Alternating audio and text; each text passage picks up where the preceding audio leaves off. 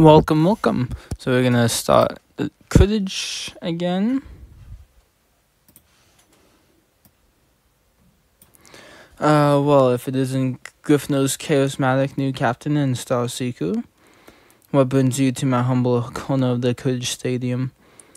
I wish I could say this was purely a social visit, but I'm afraid that's not the case. I just heard the stubborn rumor from Penny that Hufflepuff is planning a secret weapon. I figured there was an 84.6% chance that you would have. So we can be fully prepared for whatever lies ahead, assuming that rumor is actually true. Do you know if there's any credibility behind all this gossip? Is plotting a secret weapon this season? But I can say that I ran into Hufflepuff's captain earlier and they were acting more confident than usual. I calculate 48.8% chance they could be bluffing. That's good to know. It sounds like I need to take this potential threat seriously. But in the meantime, my team has an even more immediate challenge to overcome. First house match against Slytherin is coming up and I need to figure out how to beat them. I must warn you, I just ran some intriguing new numbers regarding your opponent's stats this season. And there's something you need to hear about Slytherin. Tell me what you know. Based on what you're telling me, it sounds like Slytherin's going to be a hard team to keep up with this season. I couldn't have said it better myself. Slytherin's currently the fastest team at Hogwarts. They will be sure to rack up a lot of points very quickly, so your best strategy will be to have a tight defense. Try to shut them down as fast as possible. That means catching the golden snitch. This could be the perfect opportunity to utilize the new maneuver. If you can pull off a devastating tactic like that, it would ensure a victory for Gryffindor. Sounds we have figured out a great game plan for taking on Slytherin. And now that I have a proper strategy in hand, I'd better go share it with the rest of the team. I'll head over to the pitch now.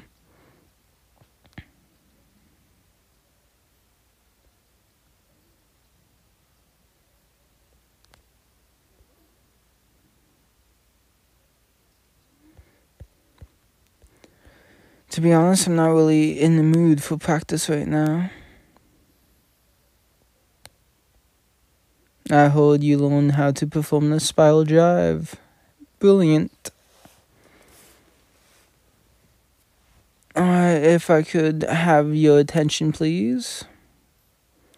I just met with Murphy, and I believe we have come up with a perfect strategy for beating Slytherin. Since our opponents are known for the speed, we'll need to keep a tight defense until I am able to catch the snitch. This will be the only chance to practice before our first house match of the season. So let's get to work.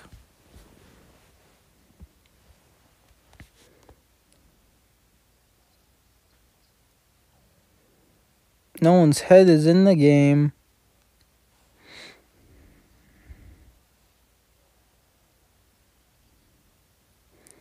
What in the name of Mullins' beard is going on around here? I can see that, but why? I think they are worried about Hufflepuff's secret weapon. It's all the team's been able to talk about. Who the fuck gives a shit? You're not playing Hufflepuff, you're playing Slytherin. So we can all be prepared. Right now, it's keeping us from being preparing for our first house match. How do you propose we do that? Just stop fucking thinking about Hufflepuff.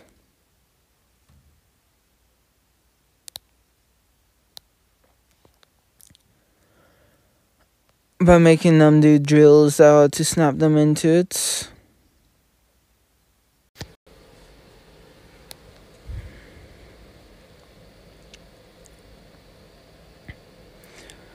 Now that the team is refocused on the task at hand, we can resume practice and go on over Murphy's strategy to beat Slytherin. Smash, and we should have just enough time to go over the last minute plays. After we did that, we should all head over to the training grounds to mingle with our fans, because Penny's pre-match party is about to begin. I never came to these parties before you joined our team. Nice work on your secret quiz.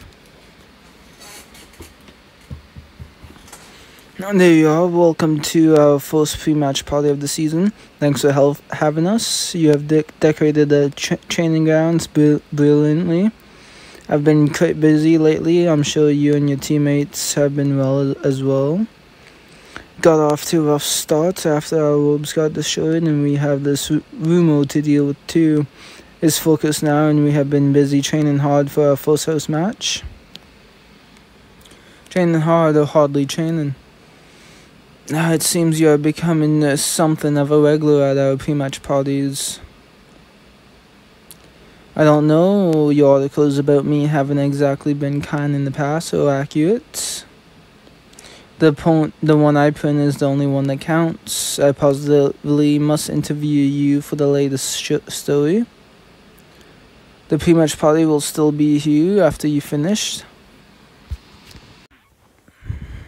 Alright, if that's the last of your questions, I really should head back to the party.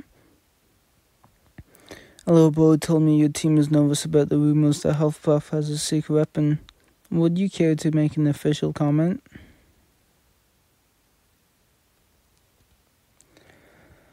But I don't want to make a comment about that right now. Well then, if you already have everything you need, Gryffindor has a house match to prepare for. Before I head over the changing room, I'd like to enjoy what's left of our wonderful pre-match party. There's still plenty of left to enjoy. I even saved you the last cauldron cake.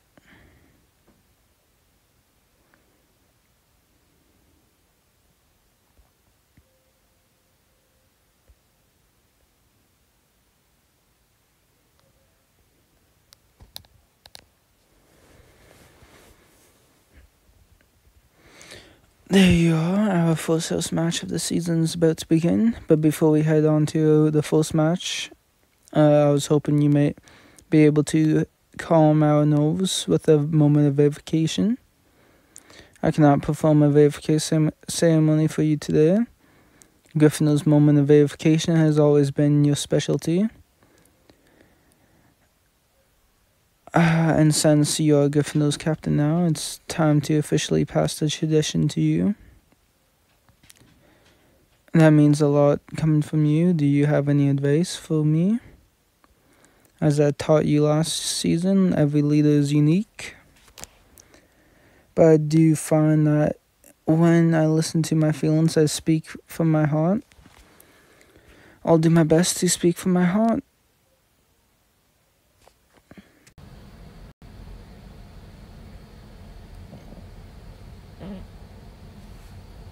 That was a brilliant verification ceremony. The student has surpassed the master. You planted the seeds of inspiration within our hearts, and they will surely blossom when we are on the pitch. I certainly hope so. And speaking of the pitch, it's time to go compete in our very first house match of the season. Let's get out of there and show Slytherin team how great we are.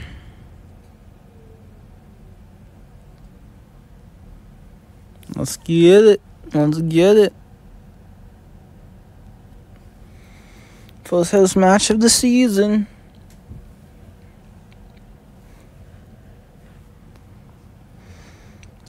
To the first house match of the season. Slytherin versus Gryffindor. With everything on the line, the competition is guaranteed to be nothing short of fierce, but both teams know full well that a W today will put the victors one step closer to the coveted Quidditch Cup. Let's introduce the players.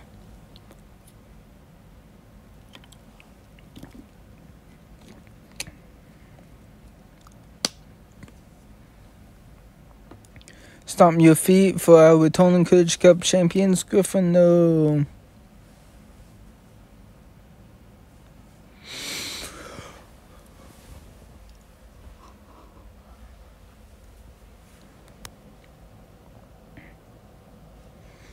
Last but not least, please welcome to the pitch our esteemed and honorable referee, Madam Hooch.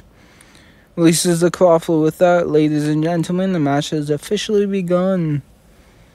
Seeking an only advantage is up above the action for a better view of the pitch to spot the golden snitch.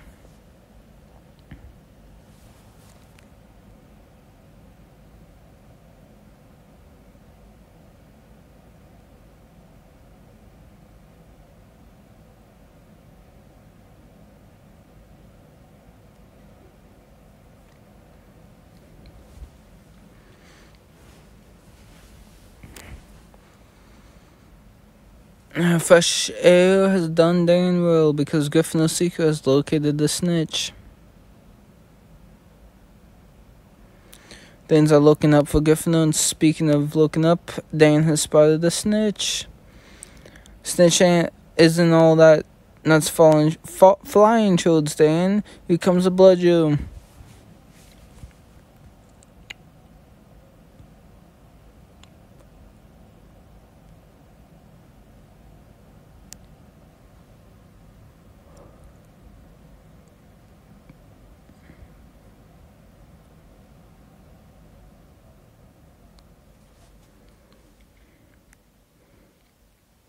Dan dodges the bludger and the hunt for the golden snitch continues. Slytherin is hoping to shut out the competition by finding the snitch. Dan can prevent Slytherin Seeker from spotting the snitch. How would that ever work? Why would you focus on him and just fly? Why wouldn't you just fly away from him?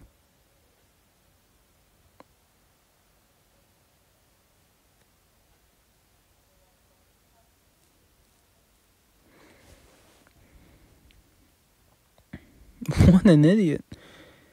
The opposing Seeker doesn't even know what they have missed.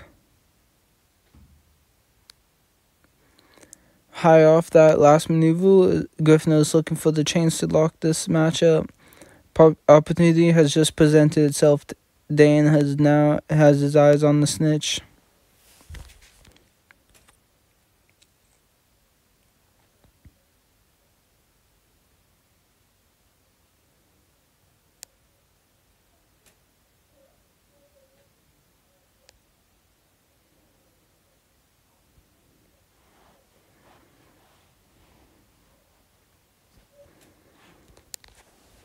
Oh.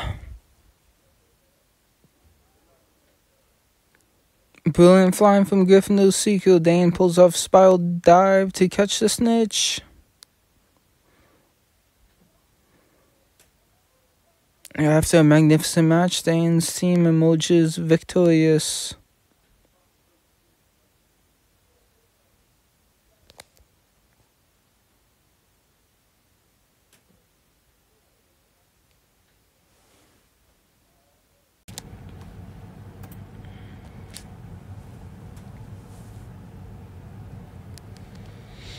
And that's one house match done and 2 to go. There you are. Hope you don't mind. We got started on a few butterbeers before you arrived. It's never too early to start celebrating a victory, and our first house match was precisely that. Slytherin put up a good fight, but they were no match for Team Gryffindor. The strategy I developed with Murphy worked like a charm against Slytherin. Even in victory, there's always room for improvement. Let's enjoy another round. We can go over the match to discuss ways our team can become even stronger. Now that I have had a chance to speak with each of you about our performance during the match, I have honed in on 3 potential areas of improvement. Our coordination, heightening our reflexes, and increasing our speed. A team to focus on improving. We'll be terrific players individually, but the key to making this team stronger as a whole is coordination. We should be more aware of our teammates' position and look for more opportunities to collaborate. We will work to coordinate more with each other in the future. We'll be one step closer to beating our next two opponents and winning the House Cup. While we are on the topic of self-improvement, there's something I would like to discuss with you.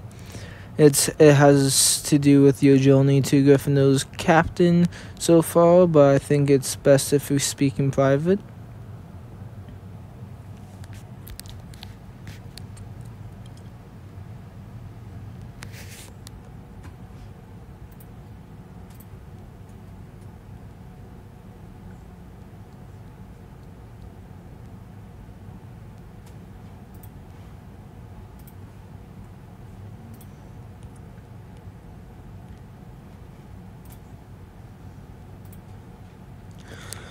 So what is it you wanted to discuss with me? I promise to help guide you along the path to becoming a great captain.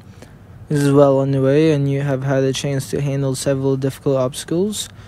So much has already happened this season, and we have only just finished our first house match.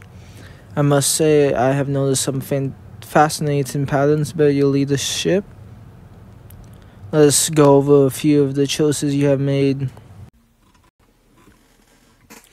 Now that we have gone over my choices so far, I'm curious to hear what you think of my leadership. And I find those can be the ones that shape us the most. What do you mean by that? I noticed that you wisely chose not to report the changing room incident until you knew all the facts.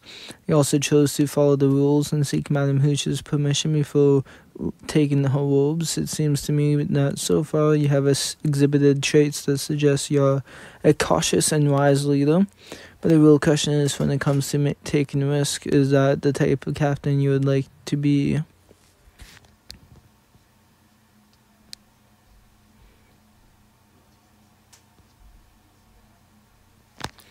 When it comes to taking action, I'd like to think of myself as swift and decisive captain. I may play it safe every once in a while, but moving forward as Gryffindor's captain, I won't hesitate to make a snap decision.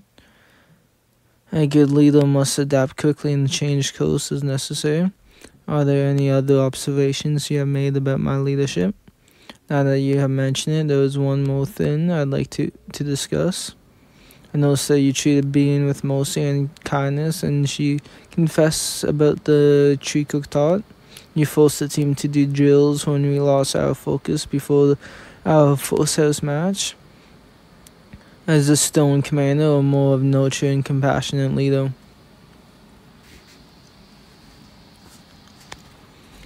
I lead with an iron fist. I'm in charge now, and I need this team to be peak fade in shape for the Quidditch Cup. I may have chosen to be lenient in the past, but this team must maintain discipline if we want to come out on top.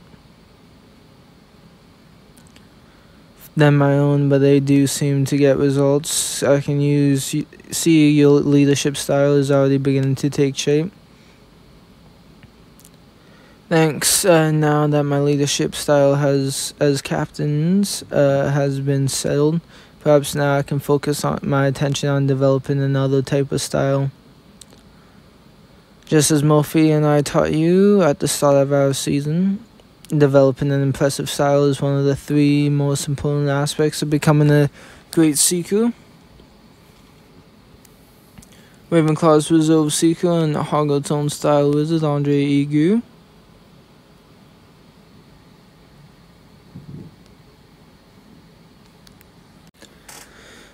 There you are. You are fashionably right on time, as always. Thanks for agreeing to meet with me. I'm looking to improve my style as a seeker, and I could really use your expert advice. If it's style advice you're looking for, you came to the right place. But before I can give you any advice about style, I actually need you to get some style advice from you. A fabulous new outfit for a costume ball, but I can't decide which fabric to go with.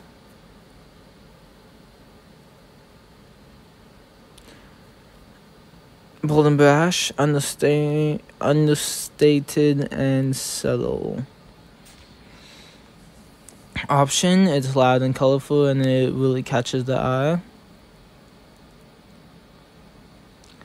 Thanks for the advice, mate. And now that we have got that bit of business all stitched up, we can talk about the importance of using style and showmanship to wow your adoring fans.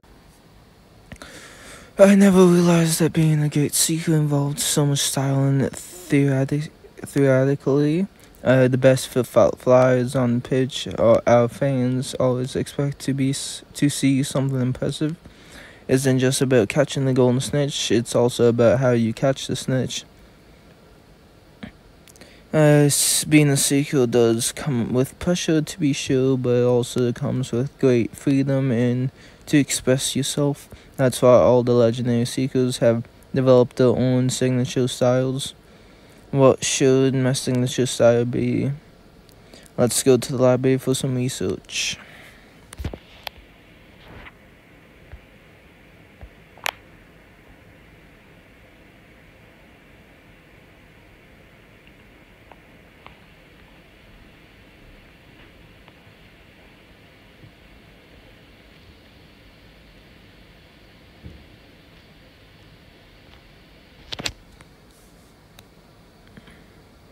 With all those old magazines, I'm reading Seeker Weekly. It's amazing research for learning about the world's best seekers. Since you asked me for help developing your signature style, I figured these old books issues would be a terrific place to start. So now that we have read through all these issues of Seeker Weekly, are any styles jumping out? We have read about falling into one of two categories. The Glynis Griffiths of the Holyhead Harpies have a brash and theoretical signature styles. The Eunice Maury of the Montrose Magpipes are more suave and understated.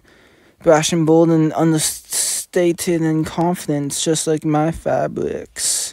I think I know which seeker style you are leaning towards, but the choice is entirely up to you. I like suave. I like to join the ranks of the great Eunice Maury and have a suave and understated. For my taste in fabric, but my seeker style should be subtle yet confident.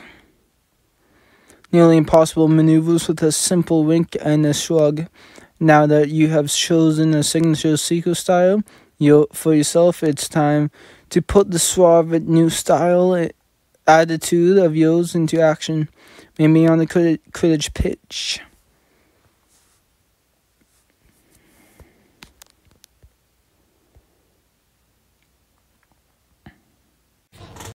Let's learn a new seeker move.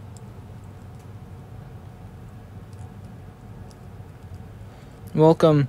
Now that you have decided on a suave seeker style, it's time to learn a sleek new move to back you up. I'll teaching you a move that combines two of my favorite things in the world, Quidditch and clothing. I've got a trick up my sleeve, and soon you will too, because I'm going to teach you how to perform the Plumpton Pass. That's the move you use to win the Chocolate Frog card for our Endless Sweet Fest. That was the first time I actually pulled the move off correctly. How does the Plumpton Pass work exactly? All you have to do is catch the golden snitch with your sleeve. I said the concept was simple. Successfully executing the maneuver is a whole other story. Grab your boomstick and let's try your hand at catching this golden snitch.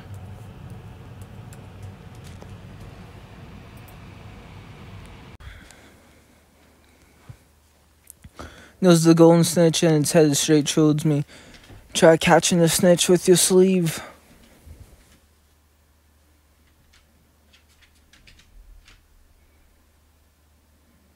Nice. Brilliant, you pulled off the Plumpton Pass perfectly. I'm impressed it took me months to execute that maneuver and you have cracked it after one session. I did have a great instructor after all, but I suspect pulling off this move on an empty pitch is a lot easier than in the middle of a high-pressure match. I'll need time to practice this move more before I can play it against Hufflepuff and no secret weapon. I wouldn't worry about all that. We still don't know if Hufflepuff rumor is even true. Is true, and you should be worried, very worried. Hufflepuff does have a secret weapon this season, and it just arrived at Hogwarts. Meet me at the training grounds, and you can see for yourself. I'll finish up practice and head over to the training grounds.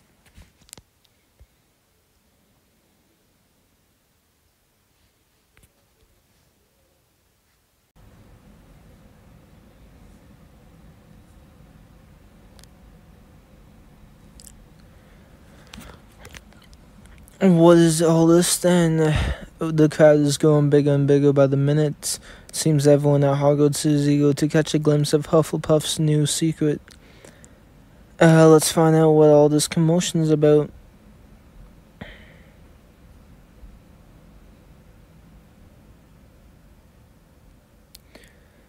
Is those Shrins? I'm afraid so. Are these guys?